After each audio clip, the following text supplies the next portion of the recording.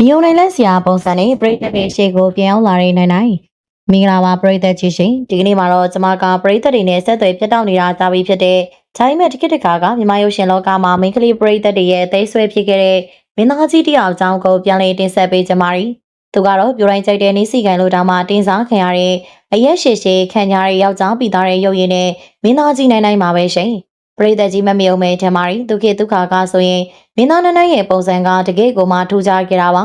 ခက်ပြောင်အရှဲယောက်ျားဆန်တဲ့မျက်နှာသားတီကြီးခံရတဲ့သူ့ရဲ့တရုပ်ဆောင်မှုတွေကြောင့်ပရိသတ်တွေထူးသဖြင့်မိန်းကလေးပရိသတ်တွေကတသေးလုံးအားပေးခဲ့ကြရတာပါ။ဒါပေမဲ့လူပညာလောကမှာအောင်မြင်မှုတွေထိုးထိပ်ရှောင်းနေချိန်မှာပဲမင်းသားနိုင်ဟာသူ့ရဲ့ဘဝလက်တွဲပေါ်ဇနီးတဲ့နဲ့အိမ်အောင်ပြုခဲ့ပါရီ။အိမ်အောင်ကြပြီးတဲ့နောက်မှာတော့သူကလူပညာလုပ်တွေတဲ့မိသားစုဘဝကိုပို့ပြီးတော့ဦးစားပေးခဲ့တာတွေ့ရပါရီ။တိတ်မကြခင်မှာပဲသူဟာဇနီးတဲ့သားသမီးတွေနဲ့တူအမေရိကန်နိုင်ငံမှာအခြေချနေထိုင်သွားခဲ့ပါရီ။အဲ့နောက်မှာတော့သူကမြန်မာရုပ်ရှင်လောကနဲ့လုံးဝဆက်သွယ်ပြတ်တောက်သွားခဲ့ပြီးပရိသတ်တွေနဲ့လည်းဝေးကွာသွားခဲ့တာနှစ်ပေါင်းတော်လေးကြာမြင့်ခဲ့ပါပြီ။အခုတော့ပရိသတ်တွေနဲ့ဆက်သွယ်ပြတ်နေတာကြာပြီဖြစ်တဲ့မင်းသားနိုင်ဟာဆိုရှယ်မီဒီယာပေါ်ကနေတဆင့်ပရိသတ်တွေရှေ့ကိုပြန်လည်ရောက်ရှိလာခဲ့ပါပြီ။ဒါပေမဲ့သူပြန်ရောက်လာတဲ့ပုံစံကပရိသတ်တွေကိုကြီးကျယ်အားသိစေခဲ့တာပါ။ဘာလို့လဲဆိုတော့မင်းသားနိုင်ဟာလက်ရှိမှာအသက်50နာနီးနေတဲ့အရွယ်တစ်ခုကိုရောက်နေပြီဖြစ်ပါရီ။ပုံမှန်အားဖြင့်အသက်50လူပညာလုပ်တွေနဲ့ဝေးကွာနေတဲ့သူတယောက်ရဲ့ပုံစံမျိုးလုံးဝမဟုတ်ပဲလူငယ်တယောက်လို့ဒါမှမဟုတ်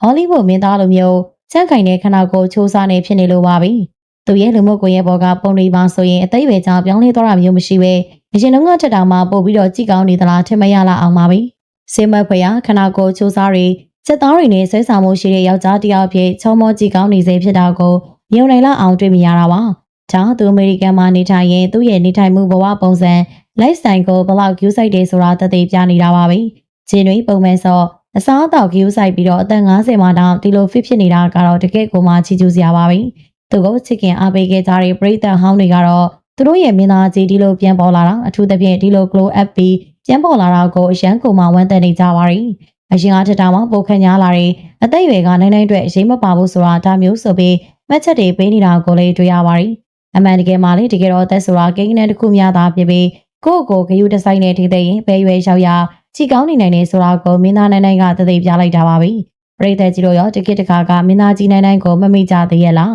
အသက်50နာနီးမှတောင်မှဒီလောက်ကြည်ကောင်းနေတဲ့သူ့ရဲ့ပုံစံအသစ်ပေါ်မှာဘယ်လိုမျိုးမြင်မိပါသလဲသူ့ကိုဆက်လက်အားပေးနေကြတော့မေလားဆိုတာ comment မှာဝင်ရောက်ဆွေးနွေးပေးခဲ့ကြပါအောင်ရှင်ကြည့်ရှုအားပေးခဲ့ကြတဲ့ပရိသတ်တယောက်ချင်းစီတိုင်းကိုလည်းကျေးဇူးထူးတင်ရှိပါရစေနောက်နေ့ဒီမှာလည်းစိတ်ဝင်စားစရာကောင်းတဲ့အကြောင်းအရာတွေနဲ့တူပြန်လာခဲ့ဦးမှာဖြစ်လို့ကျမတို့ရဲ့ပေးလေးကိုစောင့်မျှော်ကြည့်ရှုအားပေးဖို့အတွက်မမေ့ကြပါနဲ့ဟုတ်ရှင်အားပေးနှဆင်ခဲ့ကြတဲ့ပရိသတ်တယောက်ချင်းစီတိုင်းလည်းကိုယ်စိတ်နှလုံးရှင်လန်းချမ်းမြေ့ပါစေကြောင်းကျမတို့ရဲ့ပေးလေးကနေပြီးတော့ဆုတောင်းမေတ္တာစကားလေးလက်ဆောင်ပါလိုက်ပါစေနော်